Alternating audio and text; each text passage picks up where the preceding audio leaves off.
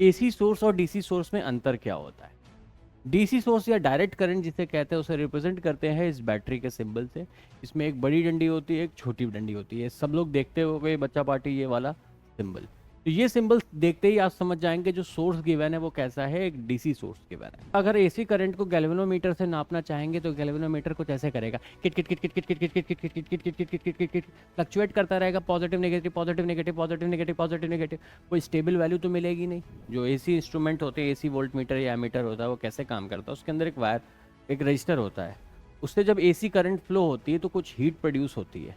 उस हीट को वो मेज़र करता है कि यार इतनी हीट प्रोड्यूस हुई, और जो हीट प्रोड्यूस हुई उसका इक्विवेलेंट डीसी बताता है कि यार अगर डीसी में जब इतनी करंट फ्लो करते तब जाके इतनी हीट प्रोड्यूस होती।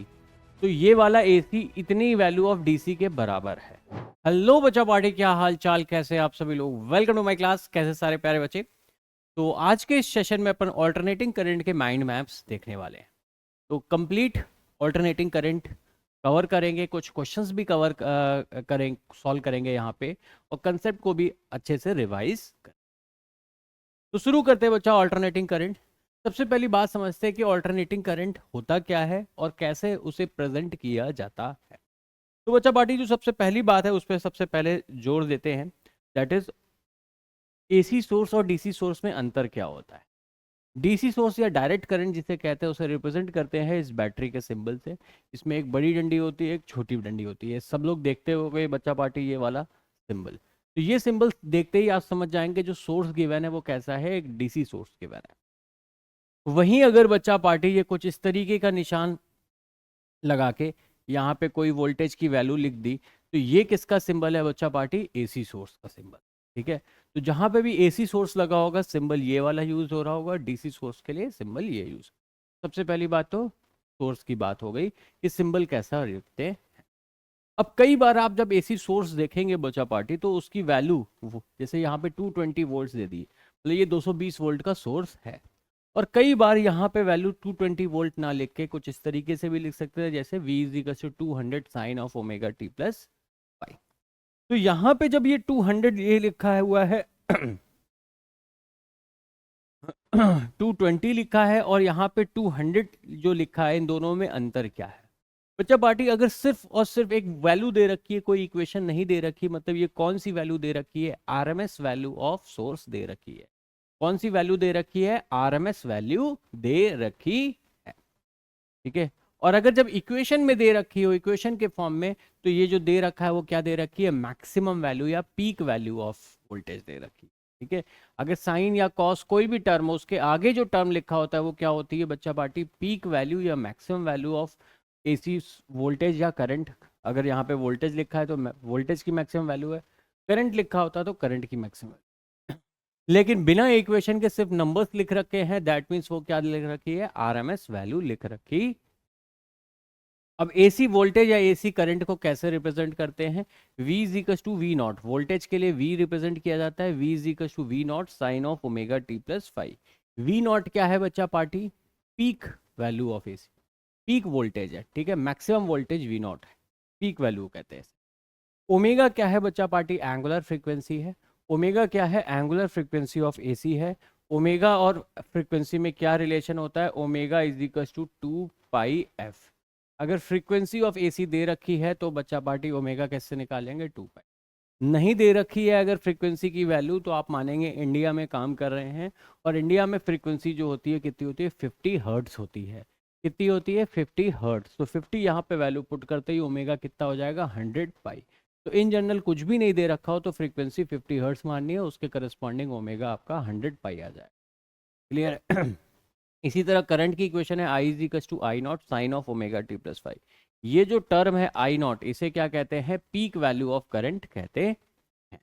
ठीक है, तो कभी भी अगर वोल्टेज या करंट इक्वेशंस के टर्म में दे रखी है तो जो साइन या कॉस के पहले जो टर्म लिखा होता है वो पीक वैल्यू ऑफ करंट या वोल्टेज दे रखा होता है। विदाउट इक्वेशन अगर दे रखा है तो वो क्या दे रखा है? Directly RMS value of that AC source दे रखा है। अब बार बार शब्द आ गया कि भाई आरएमएस वैल्यू क्या होती है, पहले तो समझो आरएमएस वैल्यू होती क्या है।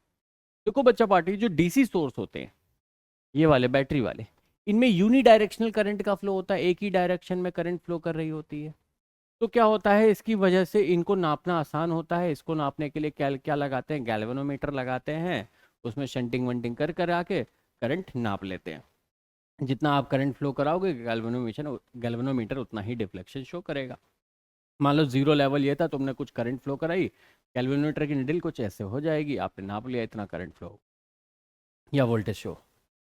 लेकिन एसी में क्या होता है, जो ऑल्टरनेटिंग करंट की जो सप्लाई होती है, जो ऑल्टरनेटिंग सप्लाई होती है वो कैसी होती है बच्चा पार्टी, वो कुछ इस तरीके की सप्लाई होती है, ऑल्टरनेटिंग नेचर की होती है, प्लस माइनस प्लस माइनस।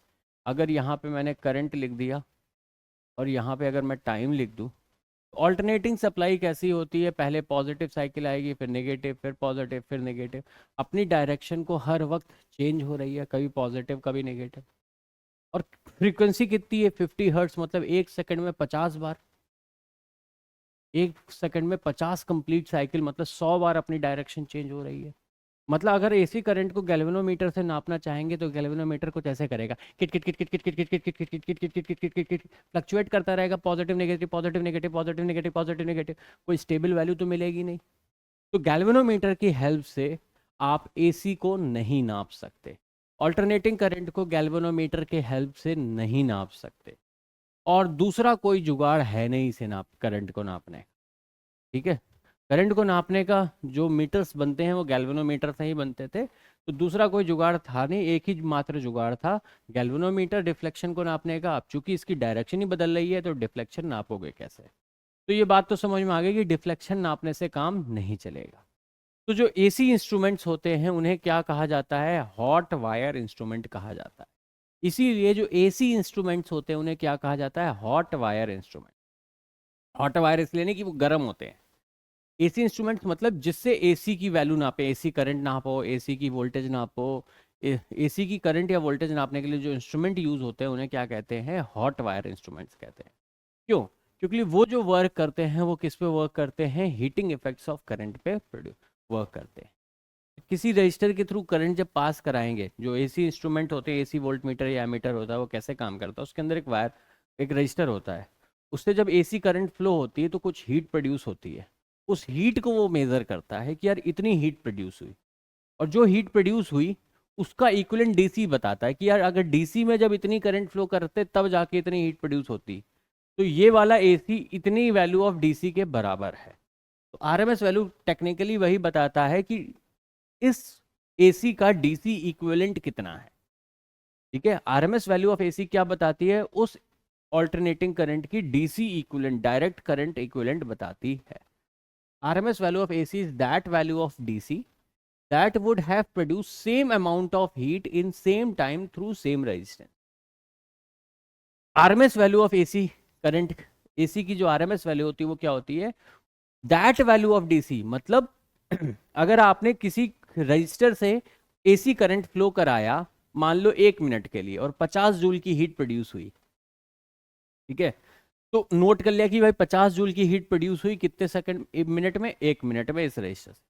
अब इसी सेम रजिस्टर से डीसी फ्लो कराएंगे और नोट करेंगे कितना डीसी करंट फ्लो कराने पे 1 मिनट में ही 50 जूल की एनर्जी जनरेट हो रही है। तो वो जो वैल्यू ऑफ डीसी होगी जो same amount of heat produce कर रही होगी एसी के बराबर, उसे कह देंगे RMS value of that AC. तो फिजिकली आरएमएस वैल्यू का मतलब क्या होता है, वो वैल्यू एसी की जो same amount of heat produce करे सेम टाइम में, जो कि इक्विवेलेंट डीसी कर रही है। तो आरएमएस वैल्यू ऑफ एसी का मतलब डीसी इक्विवेलेंट ऑफ एसी हो गया। ये तो चलो मतलब बात हो गई। हमारे एग्जाम में सवाल क्या आएंगे, आरएमएस वैल्यू निकालने को आएगा। तो निकालने का तरीका क्या होता है, रूट मीन स्क्वायर, सबसे पहले स्क्वायर करते हैं, फिर मीन लेते हैं, फिर रूट लेते हैं। तो आरएमएस वैल्यू निकालने का फॉर्मूला है integral I square D T upon integral D T का whole, integral I square D T upon integral D T का होल पे रूट लेना। तो ये तो एक ऑफिशियल तरीका होता है आरएमएस वैल्यू निकालने का, लेकिन अपन सब बिल्कुल कैसे हैं, कामचोर टाइप के आदमी लोग हैं अपन, कहाँ इतने स्क्वायर करके इंटीग्रेट करके रूट फूट निकालने वाले हैं। तो अपन क्या करेंगे बच्चा पार्टी, शॉर्टकट जनरेट कर लेंगे कि जितने तरीके से एसी करंट हमें क्वेश्चन में दे सकते हो, हम सभी के जो स्टैंडर्ड रिजल्ट है वो याद कर लेते हैं, काम खत्म। तो सबसे पहला जो फॉर्म देंगे वो क्या देंगे, ये वाली फर्स्ट वाली, ये चार तरीके से आपको, तीन तरीके से आपको AC रिप्रेजेंट करके दे सकते हैं। पहला, I is equal to A sine omega T plus phi. तो ये A जो है ये क्या है बच्चा party, peak value of a current है। तो I is equal to A sine omega है, तो peak value of current I naught किसके बराबर हो गया, ए। और अगर आई आर एम एस चाहिए तो जो भी पीक वैल्यू है डिवाइडेड बाय रूट टू कर दो। तो पीक वैल्यू यहाँ पे कितनी थी, ए थी, तो ए बाय रूट टू आपका आंसर आ जाएगा R M S value of current में। सिमिलरली अगर आपको equation A sine omega T plus B cos omega, ध्यान देना यहाँ पे साइन और यहाँ पे अगर कॉस लिखा है, A sine omega T plus B cos omega T, तो उस केस में जो पीक वैल्यू होगी वो root over A square plus B square हो जाएगी। पीक वैल्यू क्या हो जाएगी, root over A square plus B square हो जाएगी। और आरएमएस वैल्यू क्या होती है, peak by root two. Peak कितना, I naught by root two. Peak value कितनी आई थी, root over A square plus B square, तो root over A square plus B square by root two, ये आपकी आ जाएगी आरएमएस वैल्यू इस केस में। थर्ड केस आता है A plus B sine omega. A सिर्फ सिंपल एक कांस्टेंट है, plus B sine omega t. इस केस में जो पीक वैल्यू हो जाएगी वो ए प्लस बी हो जाएगी, और आरएमएस वैल्यू कितनी हो जाएगी, root over A square plus B square by two. ये नीचे छुप रहा है, मैं यहाँ पे अलग से लिख दे रहा।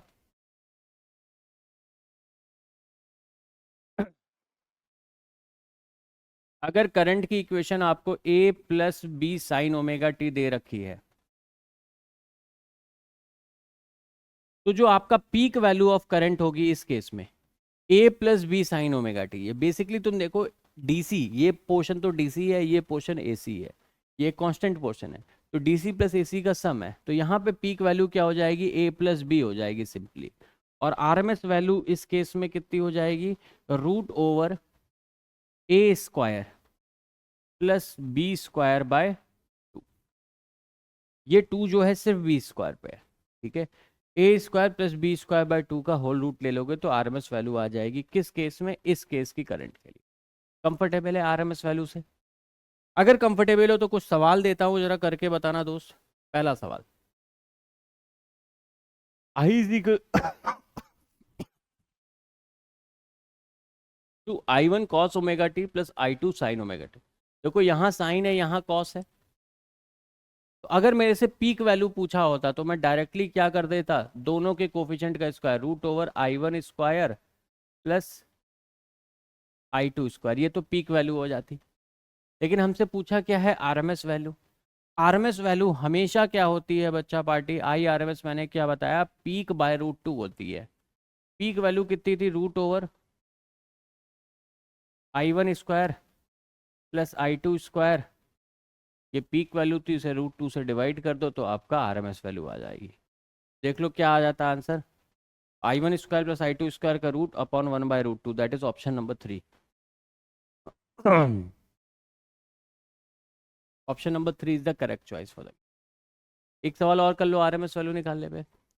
जैसे करंट दे रखी है 10 cos omega t minus 5 the RMS value. तो यहाँ पे बच्चा पार्टी आई आरएमएस की बात करूँ तो पीक वैल्यू कितनी है, 10। पीक वैल्यू को रूट टू से डिवाइड कर देंगे, आरएमएस वैल्यू। जिन बच्चों को नहीं पता उनके लिए शॉर्ट फॉर्म में बता दे रहा हूँ, 1/√2 की अप्रॉक्सीमेट वैल्यू 0.7 ले सकते हैं। जिन बच्चों को नहीं पता, क्योंकि 1/√2 कई बार आने वाला है, तो मैं बता, जहाँ भी 1/√2 दें तो उसकी अप्रॉक्सीमेट वैल्यू 0.7 एज्यूम कर ले रहे हैं। तो जैसे ये 10/√2 है तो इसे 10 इंटू 1/√2 ले लोगे, 1/√2, 10 इंटू 1/√2, 1/√2 कितना होता है 0.7, तो ये आ जाएगा 10 into 0.7, that is approximately 7 ampere. तो ये शॉर्ट ट्रिक है 1/√2 को सॉल्व करने का। तो 1/√2 की जो वैल्यू होती है 0.7, ये थोड़ा ध्यान रखना। चलो एक सवाल और करो आरएमएस वैल्यू निकालने पे। करंट दे रखी है 2 + 3 sign omega T. Effective value of resulting current they, effective value मतलब आरएमएस वैल्यू पूछा है। तो बच्चा पार्टी इस केस में देखो, बच्चा पार्टी क्या यही फॉर्मूला बताया था, root over A square plus B square by two, जब current I is equal to A plus B sine omega T होती थी।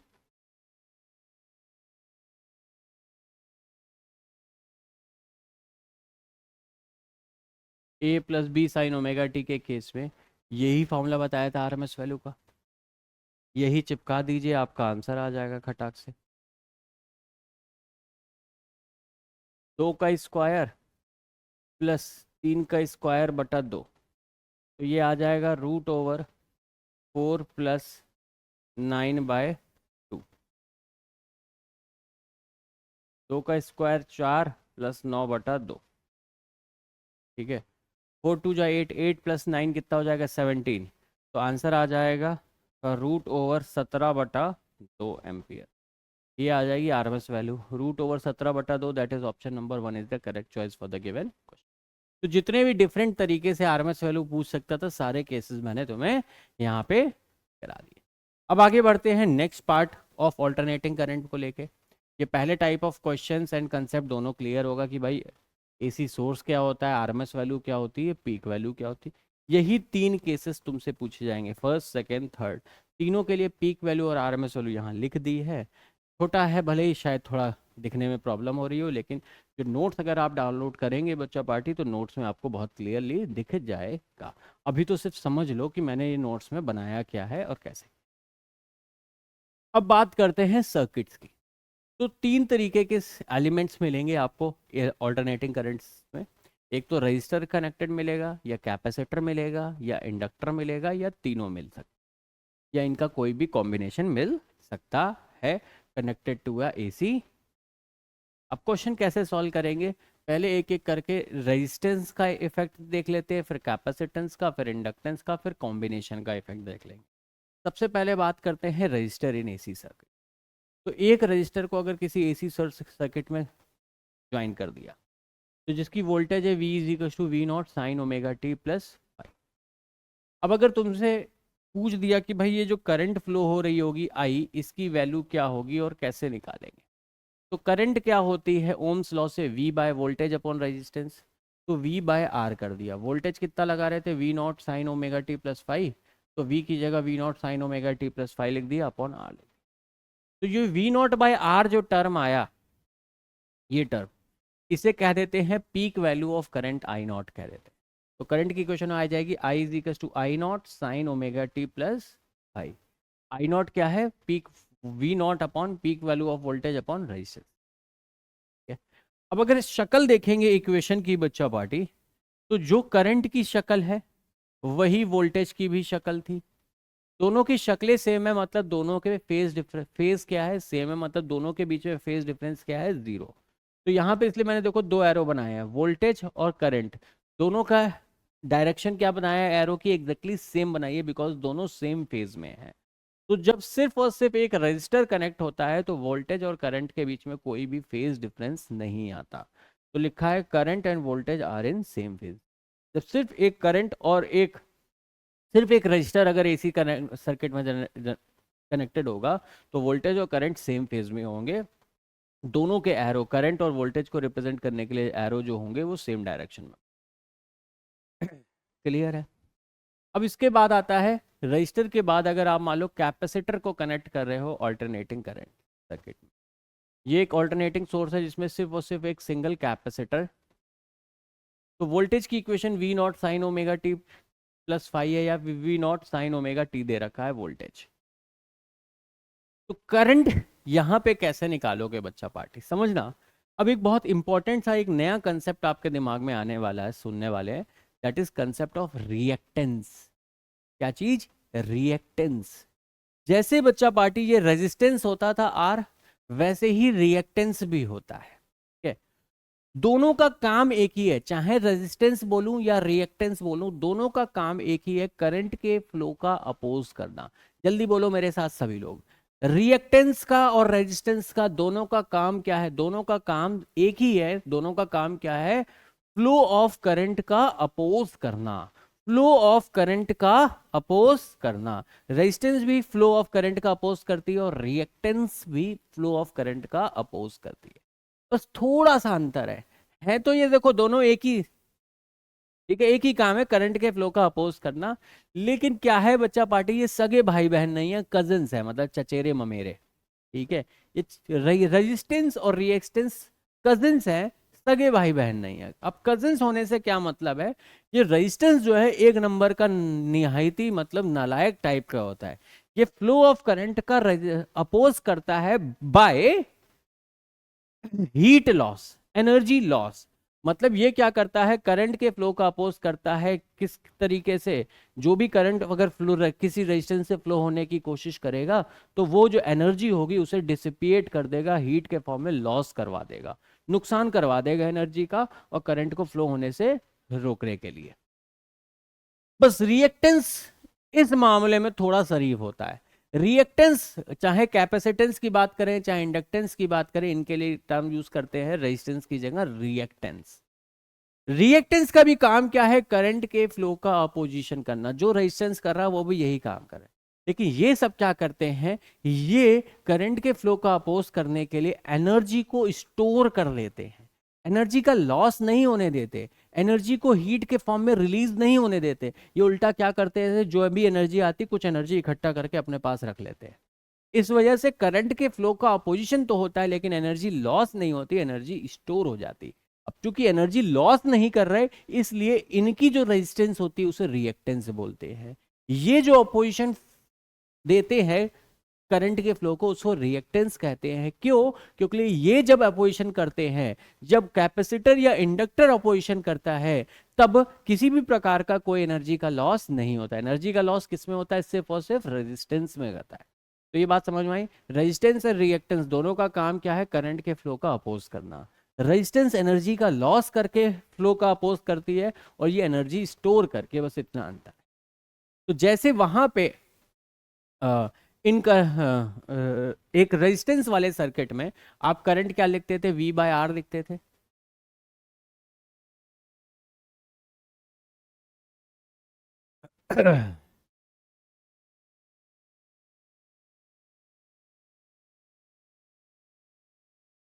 ये वोल्टेज सोर्स है, ये रेजिस्टेंस है, ये करंट जा रही।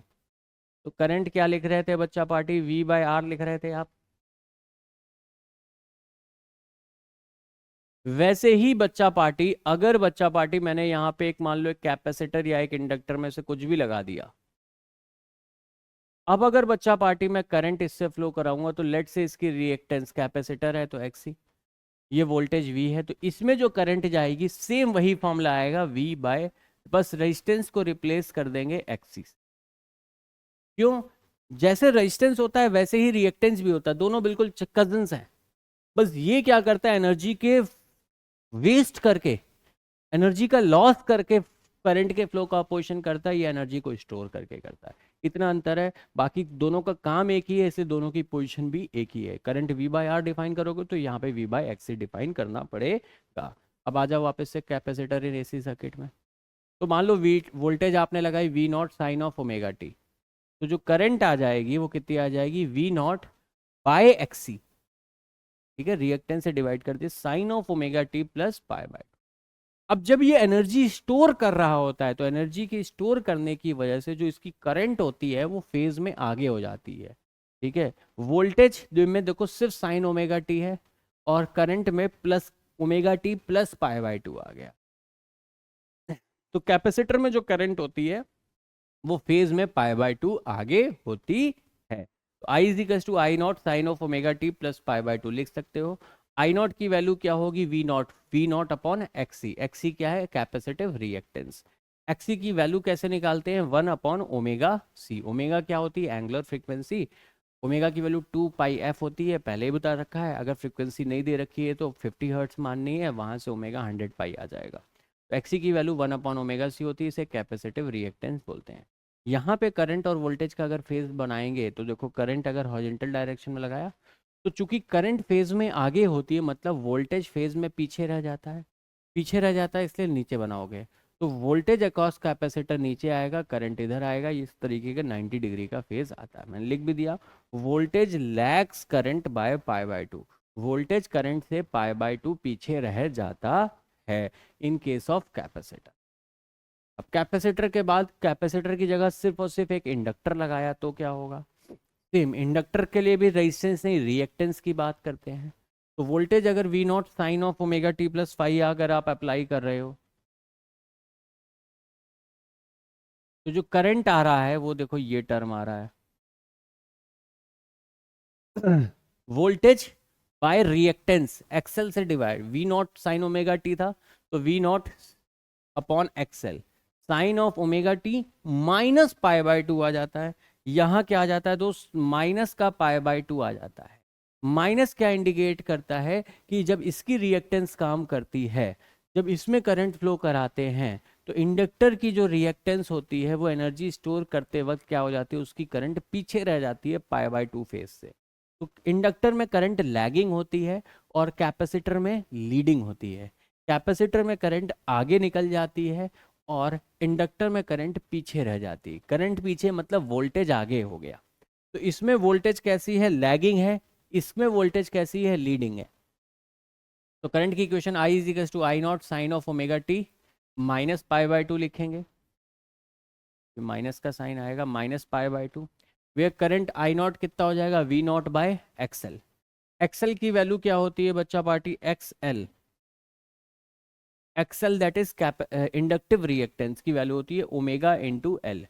एक्सी 1 अपॉन ओमेगा सी होता है और एक्सएल कितना होता है, ओमेगा एल होता है। ओमेगा एंगुलर फ्रिक्वेंसी है, इसे इंडक्टिव रिएक्टेंस कहते हैं।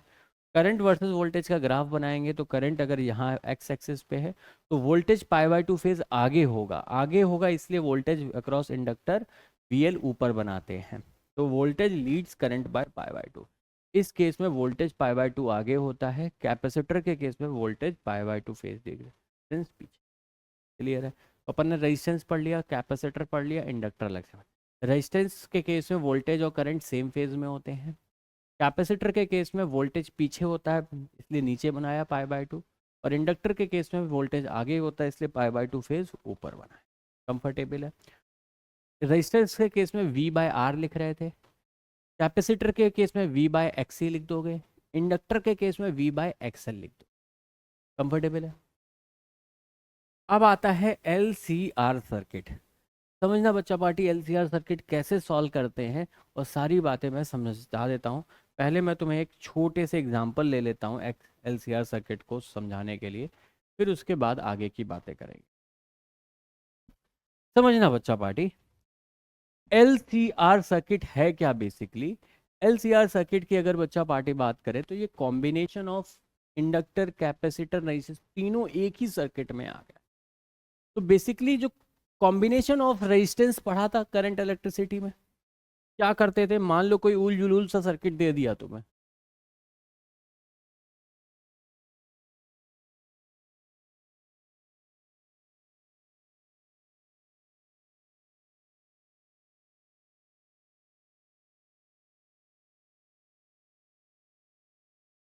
मान लो ये कोई उल जुलूल सा सर्किट दे दिया तुम्हें, डीसी सर्किट। तो तुम्हें इसे, मान लो मुझे यहाँ से करंट निकालनी थी, बताओ कि इसमें करंट कितनी निकलेगी, ये वोल्टेज सोर्स अगर वी है। तो आप क्या करते थे बच्चा पार्टी, अपना पूरा जितना दिमाग है सब लगा लगू के इस पूरे कॉम्बिनेशन का आर इक्विवेलेंट निकालते थे सीरीज कॉम्बिनेशन के लॉजिक से। भैया ये दोनों सीरीज में हैं, फिर इनका इक्विवेलेंट इसके साथ पैरेलल में है, फिर ये पूरा कॉम्बिनेशन इसके साथ सीरीज में है, फिर वो सब इसके साथ सीरीज में, मतलब सीरीज का पैरेलल का जितना भी कलेसी दिमाग था तुम्हारा वो पूरा लगा लेते थे। उससे क्या निकाल लेते थे, फाइनली आर इक्विवेलेंट निकाल लेते थे पूरे सर्किट का। और फाइनली जो करंट निकालनी थी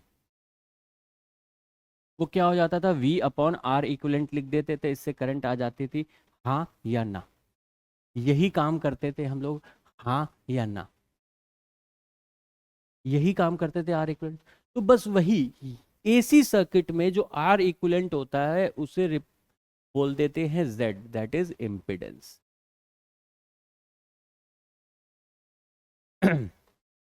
आर इक्विवेलेंट निकालना कैसे है वो अभी सीख लेंगे, लेकिन करना क्या है भाई, मान लो 3-4 रेजिस्टेंस के कॉम्बिनेशन दे दिए, तो तुम सीरीज और पैरेलल का कंसेप्ट निकाल के पहले आर इक्विवेलेंट निकालोगे और उसको यहाँ पे लगाओगे, तब जाके तुम्हारी करंट आएगी।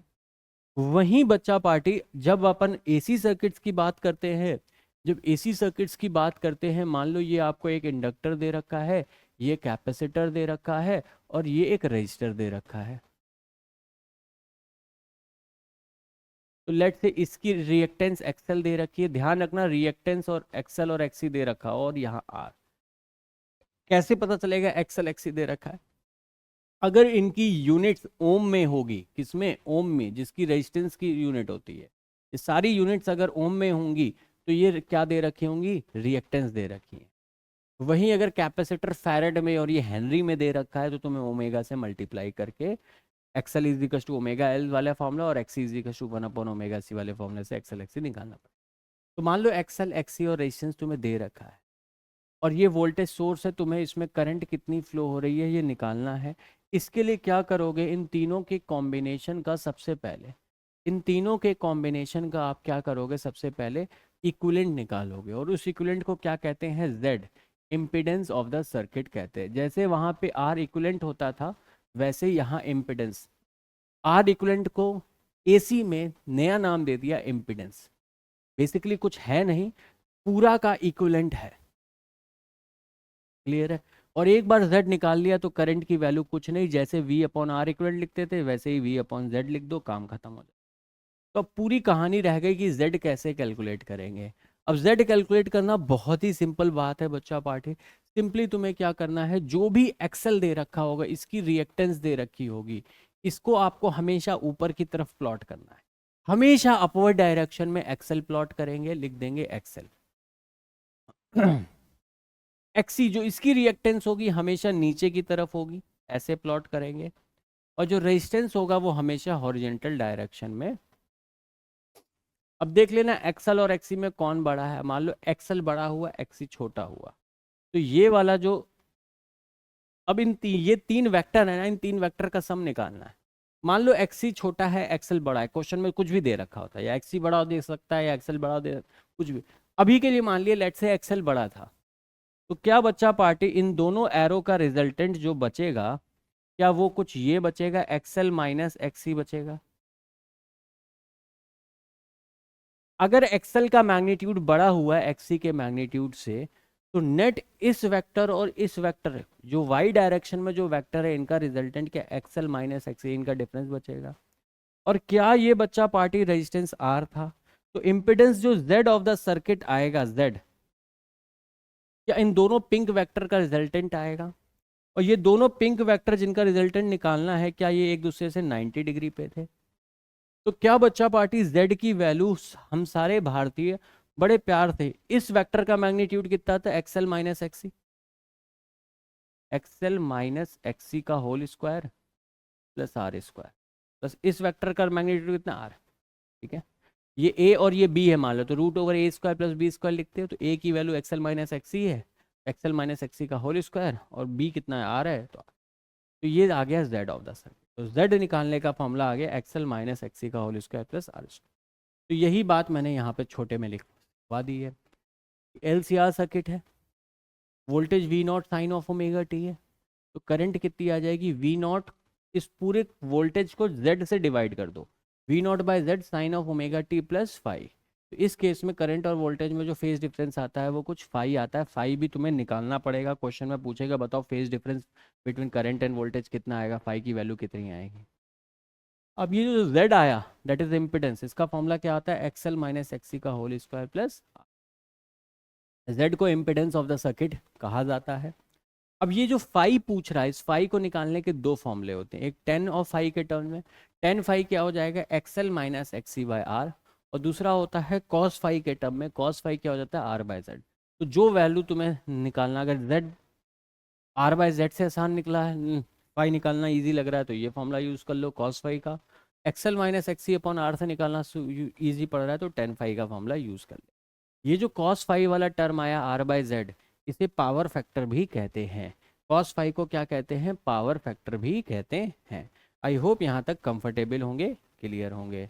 अगर कंफर्टेबल हो, क्लियर हो, तो कुछ सवाल करवा देता हूँ मैं तुमसे।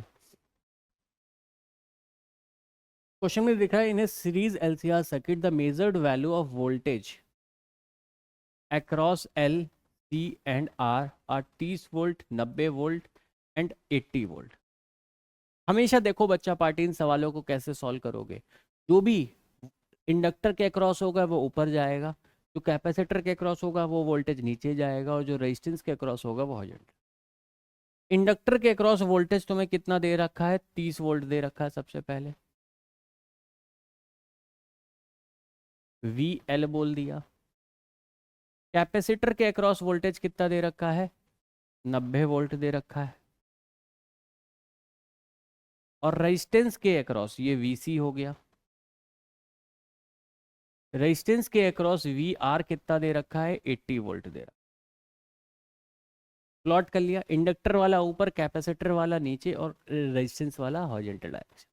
अब बस कुछ नहीं, अब तुम्हें इसे एक वेक्टर ट्रीट कर लेना और वेक्टर का रिजल्टेंट जैसे निकालते थे। तो पहले देखो वाई डायरेक्शन के वेक्टर देखो, 30 वोल्ट ऊपर 90 वोल्ट नीचे। तो क्या बच्चा पार्टी, इन दोनों का जो इक्विवेलेंट आएगा 30 और 90 का, क्या 60 वोल्ट नीचे आ जाएगा, 90 माइनस 30। अब की बार कैपेसिटर वीसी बड़ा है तो नेट वीसी की डायरेक्शन में वोल्टेज आएगा। कैसा है, 90 माइनस 30। और क्या बच्चा पार्टी, ये वी आर जो था ये तुम्हारा 80 वोल्ट यहाँ पे है। अब नेट वोल्टेज चाहिए तो क्या इन दोनों का वेक्टर सम होगा,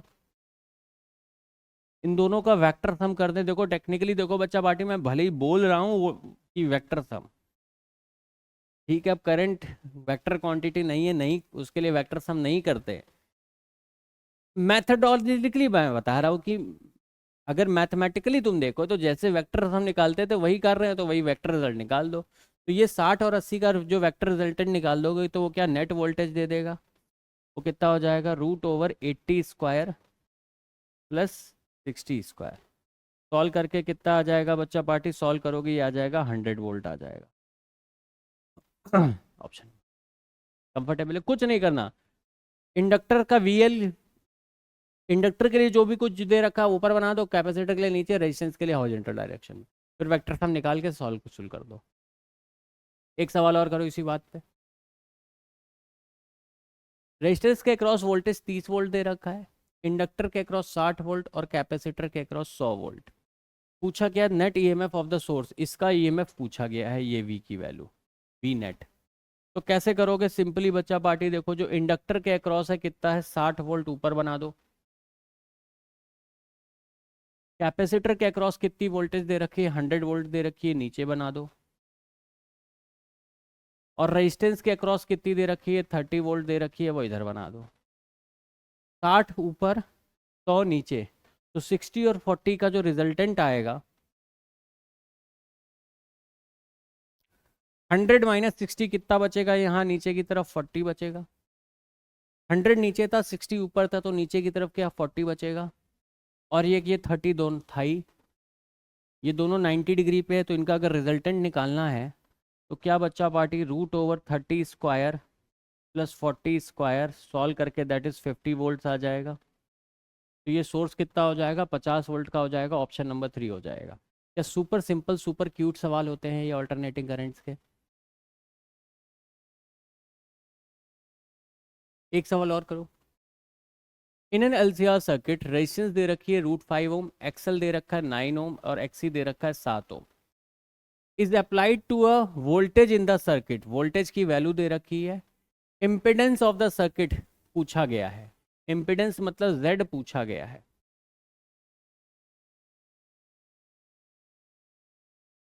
तो अगेन वही, इंडक्टर के लिए एक्सएल दे रखा है, ऊपर कितना है 9 ओम।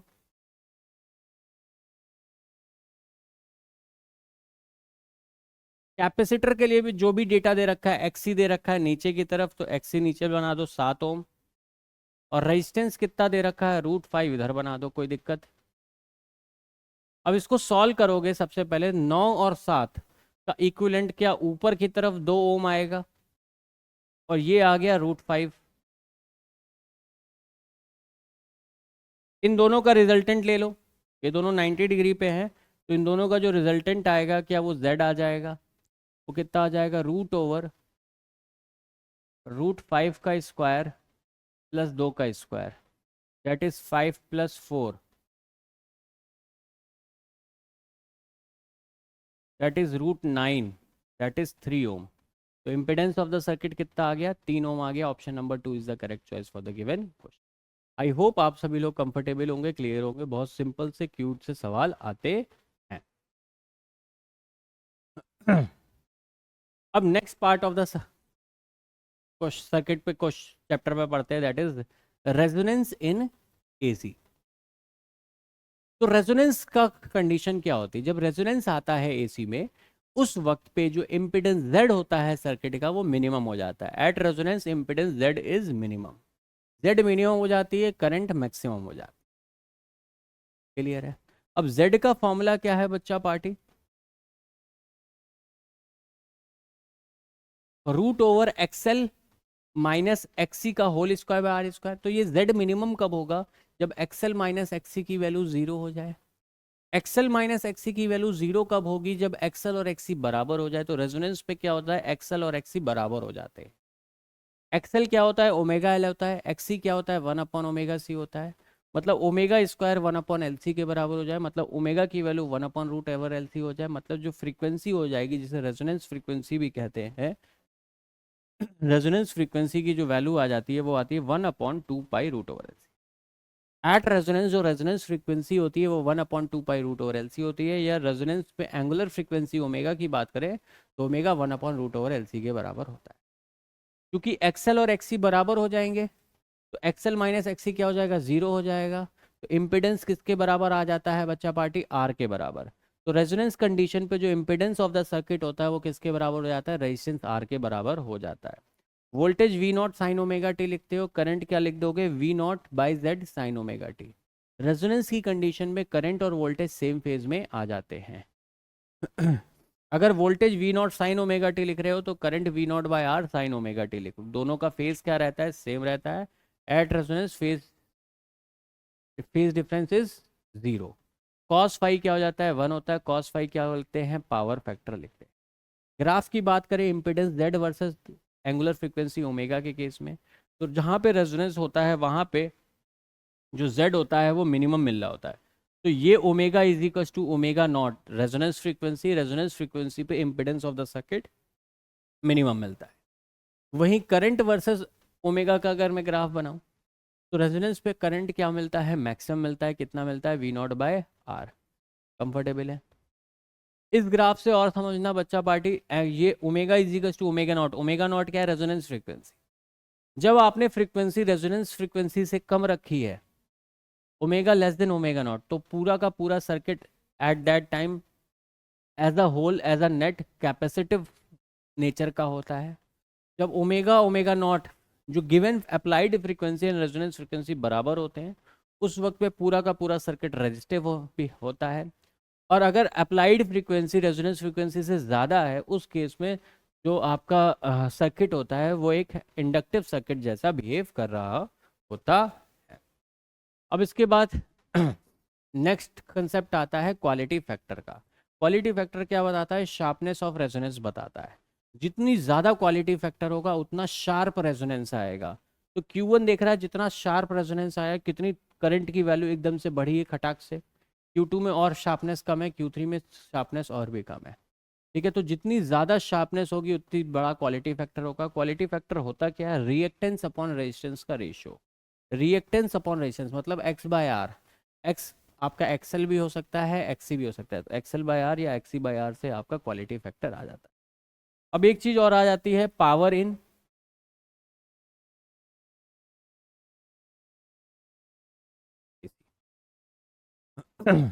तो जो पावर होती है वो कैसे लिखते हैं? V R M S into I R M S into cos of phi लिखते हो।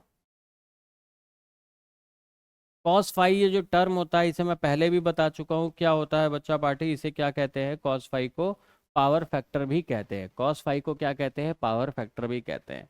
तो कभी पावर निकालने के लिए फॉर्मूला यूज़ करना हो तो P average V R M S into I R M S into cos phi आप यूज़ कर सकते हैं। आई होप यहाँ तक कंफर्टेबल होंगे, क्लियर होंगे।